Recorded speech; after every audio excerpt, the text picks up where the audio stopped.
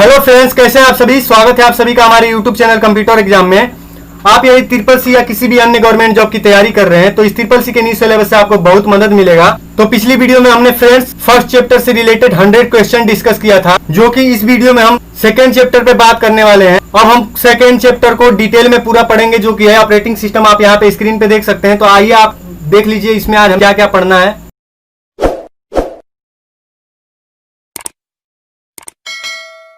तो फ्रेंड्स यहाँ पे आप देख सकते हैं कि हमारा सेकेंड चैप्टर स्टार्ट हो गया है, introduction to operating system. History of operating system पढ़ेंगे और भी बहुत सारे चीज ऑपरेटिंग सिस्टम के बारे में पढ़ने वाले हैं। तो फ्रेंड्स चलिए आगे देख लेते हैं ऑपरेटिंग सिस्टम क्या होता है, उसके बारे में आपको बता देते हैं। तो फ्रेंड्स आप यहाँ पे देख सकते हैं कि हमने यहाँ पे लिखा हुआ है चैप्टर 2 ऑपरेटिंग सिस्टम, यानी कि चैप्टर 2 का ये पहला वीडियो है फ्रेंड्स, जो कि आप देख रहे हैं, जो कि है चैप्टर 2 हमारा ट्रिपल सी का ऑपरेटिंग सिस्टम। तो इसके बारे में जान लेते हैं, इंट्रोडक्शन दे देते हैं ऑपरेटिंग सिस्टम का। तो फ्रेंड्स कुछ बता देते हैं आपको ऑपरेटिंग सिस्टम के बारे में, उसके बाद आगे देखेंगे। तो ऑपरेटिंग सिस्टम जो होता है फ्रेंड्स, वो सभी बेसिक और इंपॉर्टेंट टास्क जैसे कंप्यूटर के होते हैं, जैसे कीबोर्ड में कोई इनपुट को समझना, आउटपुट को डिस्प्ले कराना। जैसे कि हम कीबोर्ड से कोई इनपुट देते हैं कंप्यूटर में कुछ करने के लिए, तो उसको समझना, आउटपुट को डिस्प्ले कराना, या फिर किसी भी तरह का हम कुछ सर्च करते हैं उसको डिस्प्ले कराता है। वो सब क्या होता है ऑपरेटिंग सिस्टम के थ्रू ही हो पाता है। यानी कि ऑपरेटिंग सिस्टम अगर हमारे कंप्यूटर में ना हो तो हमारा कंप्यूटर निर्जीव जैसा हो जाता है, और ये कंप्यूटर के सभी पार्ट से कम्युनिकेट कर पाता है, यानी कि उनको अच्छे से समझ पाता है, उन पे वर्क करा पाता है। तो इसके बारे में और भी कुछ जान लेते हैं। आइए यहाँ पे देख लीजिए, इंट्रोडक्शन पे देख लीजिए ऑपरेटिंग सिस्टम। हमने यहाँ पे लिखा हुआ है ऑपरेटिंग सिस्टम एक सॉफ्टवेयर प्रोग्राम है जो कंप्यूटर हार्डवेयर की आंतरिक यानी कि इंटरनल गतिविधियों पर नियंत्रण रखता है।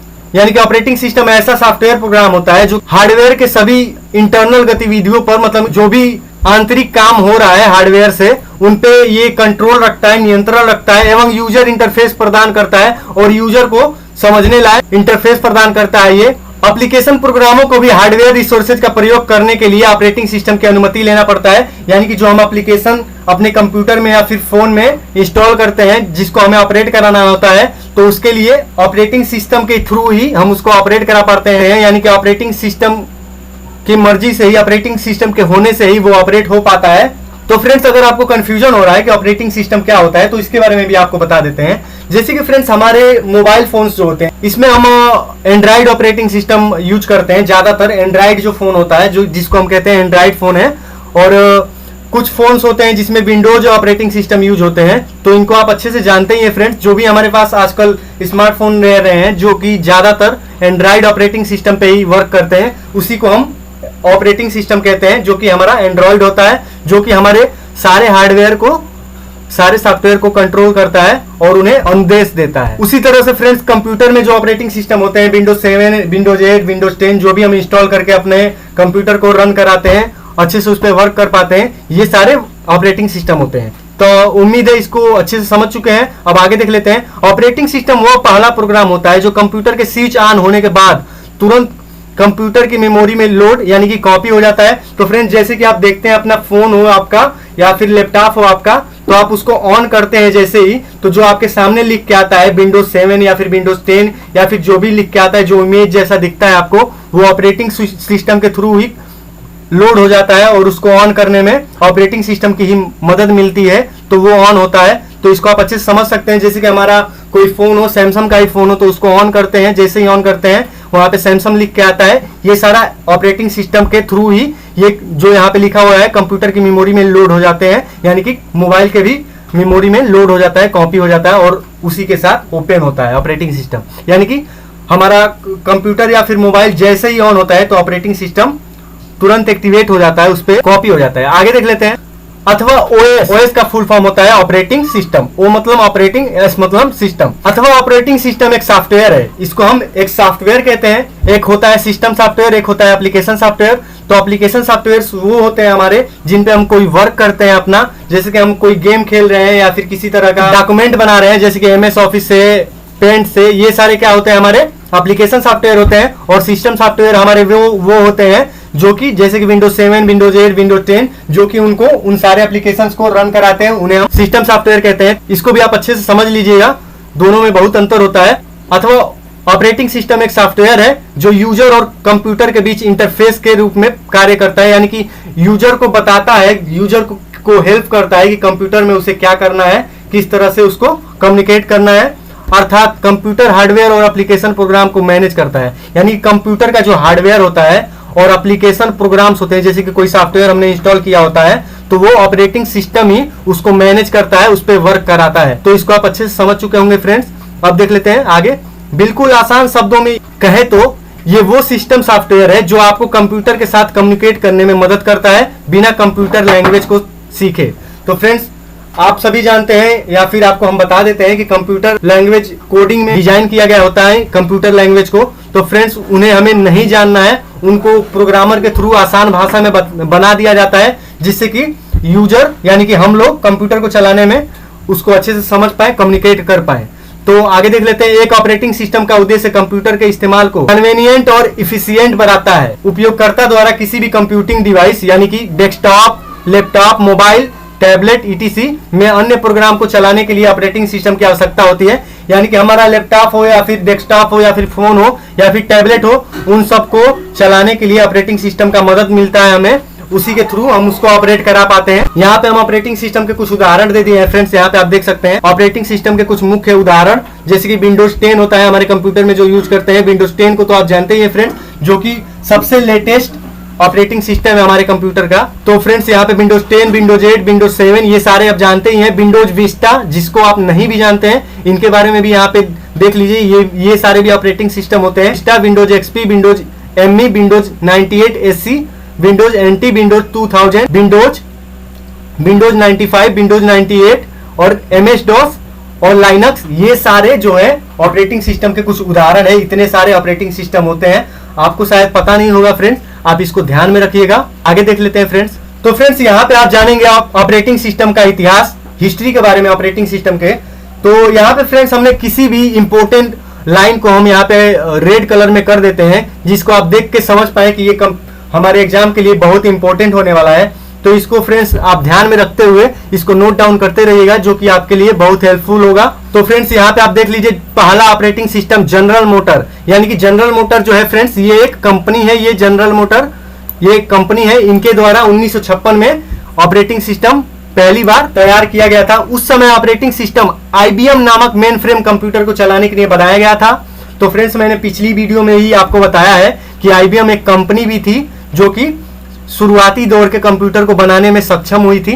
तो इसको भी आप अच्छे से जान लीजिएगा, पिछली वीडियोस को देख लीजिएगा, जो कि हम चैप्टर 1 से अच्छे से पढ़ा रहे हैं आपको। ये हमारा चैप्टर 2 का फर्स्ट वीडियो चल रहा है, तो अभी आपका ज्यादा वीडियो मिस नहीं हुआ है, आप पिछली वीडियो को अच्छे से रिकवर कर सकते हैं। आगे आप देख सकते हैं, यानी कि उस समय जो ऑपरेटिंग सिस्टम बनाया गया था IBM नामक मेन फ्रेम कंप्यूटर, IBM नाम की कंपनी भी थी, IBM नाम का एक मेन फ्रेम कंप्यूटर भी बनाया गया था। उसको चलाने के लिए एक ऑपरेटिंग सिस्टम की जरूरत थी, तो इसको डेवलप किया गया था फर्स्ट ऑपरेटिंग सिस्टम को। उसके बाद IBM कंप्यूटर के मालिकों ने इस तरीके का पालन कर स्वयं के लिए ऑपरेटिंग सिस्टम बनाना शुरू कर दिया। यानी कि फ्रेंड्स जब उनको अनुभव हो गया ऑपरेटिंग सिस्टम का, जो IBM कंप्यूटर के मालिक थे, कई ठो मालिक मिलके IBM कंप्यूटर को ऑपरेट करा रहे थे, क्योंकि वो शुरुआती दौर के कंप्यूटर थे, इसके लिए ज्यादा लोग उसमें मिलके उसको डेवलप किए थे। मतलब कि थोड़े थोड़े सभी के मदद से कंप्यूटर बन पाया था। तो वो सारे अब अपने अपने लिए ऑपरेटिंग सिस्टम बनाना शुरू किए, यानी कि नया खोज शुरू कर दिए कि किस किस तरह का ऑपरेटिंग सिस्टम बनाना है हमें। तथा आप सोच सकते हैं कि पहले के ऑपरेटिंग सिस्टम एक कंप्यूटर से दूसरे कंप्यूटर से पूरी तरह अलग थी। तो आप अच्छे से समझ सकते हैं फ्रेंड्स, पहले के ऑपरेटिंग सिस्टम आज के कंप्यूटर से काफी अलग है। तथा जब प्रोग्रामों को राइट करने का कार्य आसान हो गया, यानी कि जब प्रोग्राम लिखना आसान हो गया कंप्यूटर में, यानी कि जो हमारा कोडिंग होता है, प्रोग्राम होता है, उसको भी आप जान सकते हैं फ्रेंड्स। तो वो आसान हो गया जब, तो एक मेन फ्रेम कंप्यूटर से दूसरे कंप्यूटर में किसी प्रोग्राम को बिना रीराइट कार्य करने की अनुमति नहीं मिल सकती थी। तो फ्रेंड्स इसको आप अच्छे से याद रखिएगा, कोई भी कंफ्यूजन हो हमें कमेंट बॉक्स में जरूर पूछिएगा हमें। अब आगे देख लेते हैं हम। यहाँ पे आपको हम दिखा रहे हैं विंडोज ऑपरेटिंग सिस्टम का इतिहास। जैसे कि विंडोज के बहुत सारे ऑपरेटिंग सिस्टम बन चुके हैं, तो इसके बारे में भी जान लेते हैं फ्रेंड्स। तो फ्रेंड्स आप सुने होंगे, यहाँ पे कुछ टॉपिक अपनी तरफ से डिस्कस कर लेते हैं। आप सुने होंगे कि माइक्रोसॉफ्ट जो विंडोज है वो सबसे ज्यादा यूज होने वाला ऑपरेटिंग सिस्टम है। तो इसको भी थोड़ा सा जान लीजिए आप। तो आपको बता दें फ्रेंड्स कि माइक्रोसॉफ्ट जो विंडो है वो बहुत ही फ्रेंडली है, यानी कि सबके लिए बहुत ही यूजफुल है, अच्छे से उस पर वर्क कर पाते हैं हम। पॉपुलर और सबसे ज्यादा यूज होने वाला ऑपरेटिंग सिस्टम है, सबसे ज्यादा पॉपुलर भी है और सबसे ज्यादा इसका यूज होता है।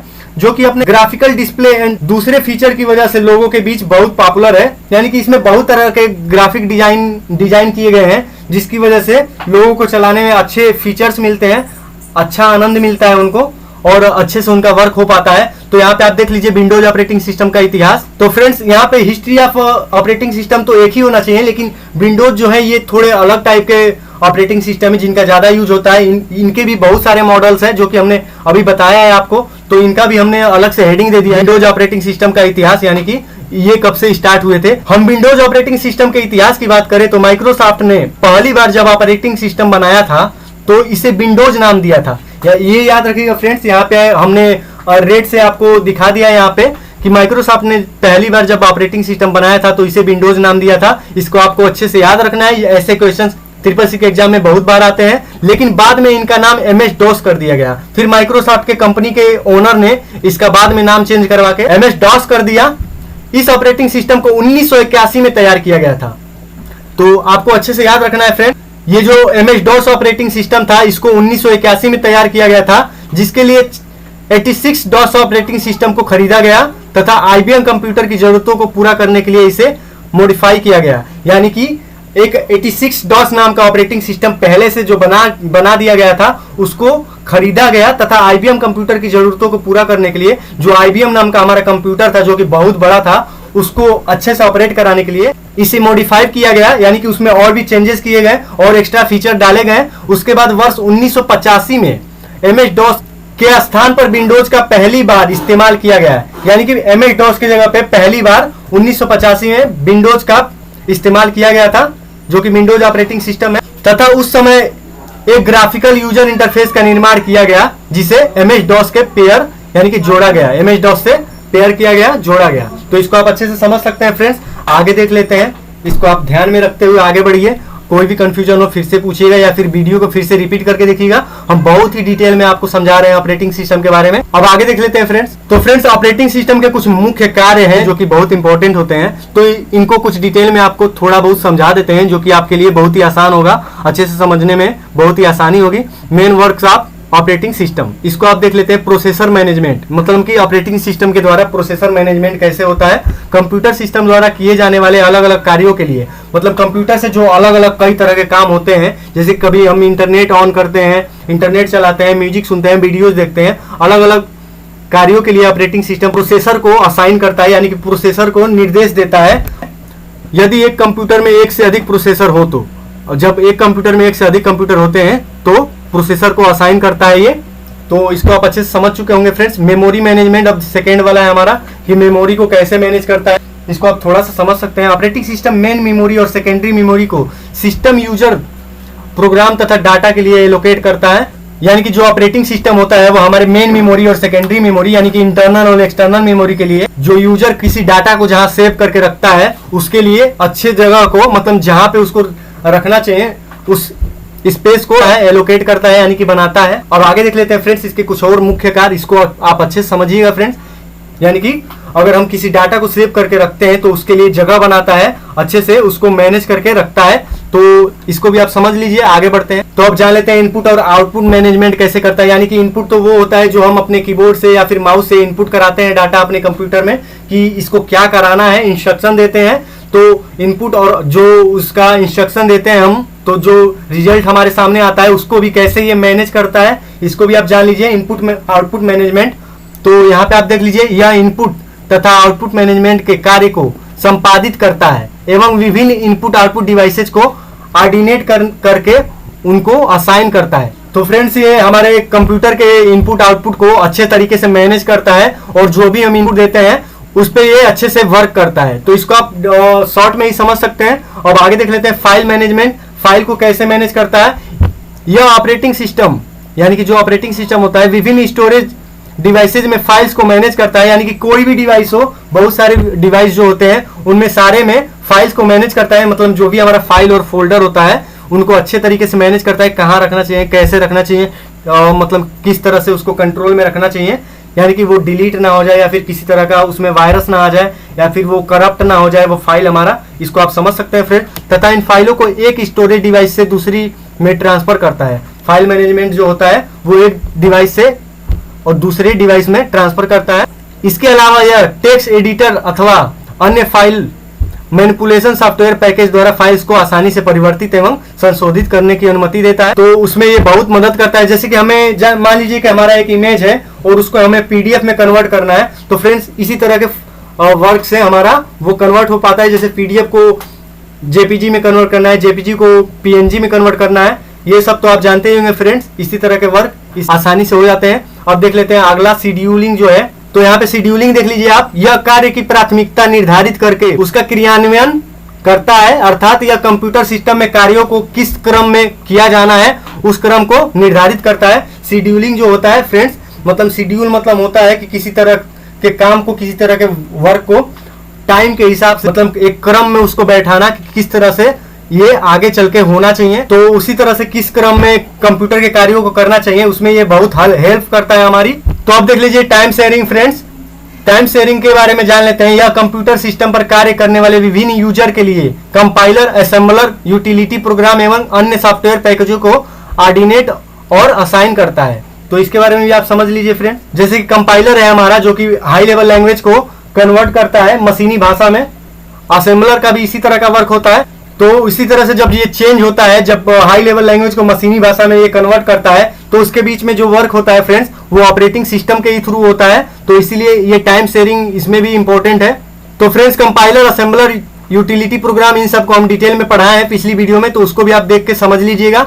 तो फ्रेंड्स आगे बढ़ते हैं। अगला है हमारे सामने सिक्योरिटी मैनेजमेंट। यहाँ पे देख लीजिए, यह डेटा की सिक्योरिटी एवं इंटीग्रेटेड को स्थापित करता है, यानी कि डेटा को कैसे सिक्योर रखना है, उसकी सिक्योरिटी पे अच्छे से वर्क रहता है इसका। ये अंदर के सिस्टम सॉफ्टवेयर के हिसाब से वर्क करता है, जो कि इस तरह के काम को करता है, यानी कि डाटा को सिक्योर रखता है हमारे। अर्थात यह विभिन्न प्रोग्राम तथा डाटा को इस तरह रखता है ताकि वह एक दूसरे के कार्य में हस्तक्षेप यानी कि इंटरफेस ना करे। यानी कि हम अगर किसी प्रोग्राम को ओपन किए हुए हैं तो दूसरे प्रोग्राम को उस तरह से सेटल करके रखता है कि वो दूसरे प्रोग्राम के, यानी कि जिसको ओपन किए हुए हैं उसमें वो अचानक से ओपन होके कुछ गड़बड़ी ना करे। मतलब एक एग्जांपल के तौर पे इसी तरह से समझ सकते हैं आप इसको, यानी कि जो कर रहे हैं उसी को करने में ये हमारी मदद करता है। तो अब आगे देख लेते हैं फ्रेंड्स। यहाँ पे हमने फ्रेंड्स आपको कुछ अच्छे से विशेषता बताए हैं जिससे कि आपको ऑपरेटिंग सिस्टम को समझने में बहुत ही आसानी होगी। तो यहाँ पे आप देख लीजिए, यहाँ पे हमने इसको हाईलाइट किया हुआ है, जो कि हमारा हेडिंग है। ऑपरेटिंग सिस्टम को निम्नलिखित डिफिनीशन से भी समझा जा सकता है। यानी कि अगर आपको अच्छे से ऑपरेटिंग सिस्टम नहीं समझ में आ रहा है किस तरह से ये वर्क करता है, तो ये कुछ सिंपल से बहुत छोटे छोटे से एग्जांपल्स हमने दिए हैं जो कि आपको अच्छे से समझ में आएगा। तो फ्रेंड्स यहाँ पे फर्स्ट एग्जांपल है हमारा, देख लीजिए। ऑपरेटिंग सिस्टम एक प्रोग्राम है, यानी कि एक हमारा कोडिंग प्रोग्राम है जिसको प्रोग्राम किया गया है किसी प्रोग्रामर द्वारा, जो कंप्यूटर पर हार्डवेयर और सॉफ्टवेयर को मेंटेन और मैनेज करता है। यानी कि जो भी हमारे कंप्यूटर का हार्डवेयर है और सॉफ्टवेयर है उनको मेंटेन करके रखता है। जो भी सॉफ्टवेयर है उनको अच्छे से वर्क कराने में उनकी मदद करता है, यानी कि मेंटेन करके रखता है और उनको मैनेज करता है, कैसे उनको वर्क करना चाहिए, क्या क्या उनको करना चाहिए। तो उसी तरह से फ्रेंड्स ऑपरेटिंग सिस्टम हमारे लैपटॉप में या फिर फोन में किसी भी फाइल को ओपन कैसे करना है उसको अच्छे से मैनेज कर पाता है। अब सेकेंड देख लेते हैं, ओएस। ओएस मतलब होता है ऑपरेटिंग सिस्टम, ये तो हमने अभी बताया है आपको। इसका फुल फॉर्म होता है ओएस का, ऑपरेटिंग सिस्टम। एक सिस्टम सॉफ्टवेयर है जिसकी मदद से उपयोगकर्ता कंप्यूटर को आसान और बेहतर तरीके से उपयोग कर पाते हैं। यानी कि ऑपरेटिंग सिस्टम अगर नहीं होगा तो हमारा कंप्यूटर अच्छे से वर्क नहीं करेगा, यानी वो बिल्कुल ना के बराबर काम करेगा। अब देख लेते हैं थर्ड नंबर, इसके बारे में समझ लेते हैं। यह एक प्रकार का विशेष सॉफ्टवेयर है, यानी कि ऑपरेटिंग सिस्टम एक बहुत ही महत्वपूर्ण विशेष सॉफ्टवेयर है जो कंप्यूटर में उपलब्ध सभी प्रोग्राम्स के एग्जीक्यूशन को नियंत्रित और मॉनिटर करता है। यानी कि किस प्रोग्राम को कैसे एग्जीक्यूट करना है, कैसे मतलब उसको चलाना है, कैसे ऑपरेट कराना है और उसको कैसे कंट्रोल करना है, कैसे कंट्रोल में रखना है, उनको मॉनिटर करता है। यानी कि उसकी देखभाल करता है ऑपरेटिंग सिस्टम कि कैसे कोई सॉफ्टवेयर ओपन हो रहा है, कैसे उस पर वर्क हो रहा है, कैसे हमारा हार्डवेयर कंप्यूटर का वर्क कर रहा है, इन सारे का देखभाल करता है। तो ये भी एक बहुत खास बात है ऑपरेटिंग सिस्टम का, इसको आप अच्छे से समझ सकते हैं ऑपरेटिंग सिस्टम के बारे में इसके थ्रू। इन प्रोग्राम में एप्लीकेशन प्रोग्राम्स और अन्य सिस्टम सॉफ्टवेयर शामिल है। इन प्रोग्राम में एप्लीकेशन प्रोग्राम और अन्य सिस्टम सॉफ्टवेयर शामिल है, यानी कि जो हमारे एप्लीकेशन सॉफ्टवेयर होते हैं जिसको हमने इंस्टॉल किया हुआ है, जैसे कि एमएस ऑफिस हो गया, एमएस पेंट हो गया, ये सारे इनको इस तरह के एप्लीकेशंस को अच्छे से मैनेज करता है और सिस्टम सॉफ्टवेयर्स भी होते हैं उनको भी मैनेज करता है। अब देख लेते हैं फोर्थ। यहाँ पे फोर्थ है फ्रेंड्स ऑपरेटिंग सिस्टम एक कंप्यूटर सिस्टम के भीतर सबसे बुनियादी प्रोग्राम है। यानी कि एक कंप्यूटर सिस्टम में, कंप्यूटर सिस्टम के भीतर एक बहुत ही इंपॉर्टेंट प्रोग्राम है, बहुत ही जरूरी प्रोग्राम है हमारे लिए कंप्यूटर को ऑपरेट कराने के लिए, जो इनपुट आउटपुट और मेमोरी अलोकेशन जैसे हार्डवेयर कार्यों के लिए प्रोग्राम और कंप्यूटर हार्डवेयर के बीच इंटरमीडिएटरी के रूप में कार्य करता है। यानी कि हम किस तरह से इनपुट आउटपुट करते हैं अपने कंप्यूटर में, और मेमोरी मैनेजमेंट ये करता है अच्छे से, मतलब कहाँ पे हम अपने डाटा को सेव करके रख रहे हैं, और जो भी हम प्रोग्राम्स हम अपने कंप्यूटर में रखे होते हैं और कंप्यूटर का जो भी हार्डवेयर होता है उनके माध्यम के रूप में कार्य करता है। अब देख लेते हैं 5th नंबर, जो कि है ओएस यानी कि operating system, CPU central processing unit, जो कि हमारा बहुत ही मेन पार्ट होता है कंप्यूटर का ब्रेन जिसे कहते हैं। ऑपरेटिंग सिस्टम सीपीयू के संचालन की निगरानी करने वाले प्रोग्रामों की एकीकृत प्रणाली है, यानी कि इंटीग्रेटेड सिस्टम है। यानी कि जो भी हमारे सीपीयू में वर्क होता है, जो भी वर्क होता है उनको उनके निगरानी करने के लिए जो प्रोग्राम उनको देखभाल करते हैं वो भी ऑपरेटिंग सिस्टम के थ्रू ही हो पाता है। यानी कि ऑपरेटिंग सिस्टम ही इसको उसकी देखभाल करता है सीपीयू की, उसमें किस तरह से वर्क हो रहा है, किस तरह से आंकड़ा उसका मिल रहा है यूजर को। यह प्रणाली कंप्यूटर के इनपुट आउटपुट और स्टोरेज फंक्शन को नियंत्रित करने के साथ विभिन्न सहायक सेवाएं प्रदान करती है। यानी कि जो भी हम इनपुट आउटपुट देते हैं उनको भी अच्छे से ऑपरेटिंग सिस्टम समझ पाता है, अच्छे से उनको ऑपरेट कराता है, और स्टोरेज फंक्शन यानी कि जहां भी हम अपने डाटा को स्टोर करते हैं उनमें भी वर्क करता है और उसको अच्छी तरीके से कंट्रोल करके रखता है। और भी बहुत सारे जो कंप्यूटर के प्रोग्राम्स है, बहुत सारे सेटिंग्स है, बहुत सारे वर्क है, उनको अच्छे से ऑपरेटिंग सिस्टम ही पूरी तरह से वर्क कराता है, मैनेज करता है। तो फ्रेंड्स, उम्मीद है ऑपरेटिंग सिस्टम के बारे में आप बहुत अच्छे से समझ चुके होंगे फ्रेंड्स। तो अभी तक आपने हमारे चैनल को सब्सक्राइब नहीं किया है तो जल्दी से हमारे चैनल को सब्सक्राइब कर दीजिए और बेल आइकन को प्रेस कर दीजिए, जिससे कि हमारे आने वाली सभी वीडियोस की नोटिफिकेशन आप तक पहुंचती रहे। और अभी तक आपने पिछली वीडियोस को नहीं देखा है फ्रेंड्स, तो आप पिछली वीडियोस को जाके देख लीजिए, जिसमें कि हम बहुत ही बेसिक से आपको CCC का पूरा कोर्स करा रहे हैं और आपको बहुत ही इंपॉर्टेंट MCQ क्वेश्चंस बता रहे हैं, जो कि आपके CCC के एग्जाम में आने के बहुत ज्यादा चांसेस होते हैं और बहुत ही इंपॉर्टेंट होते हैं। तो आपके सामने स्क्रीन पे हमारा प्लेलिस्ट दिख रहा होगा, तो अगर आप चाहें तो इस पे भी क्लिक करके आप और भी वीडियोस को देख सकते हैं। तो आज के वीडियो में फ्रेंड्स बस इतना ही, मिलते हैं अगले वीडियो में। Thank you friends.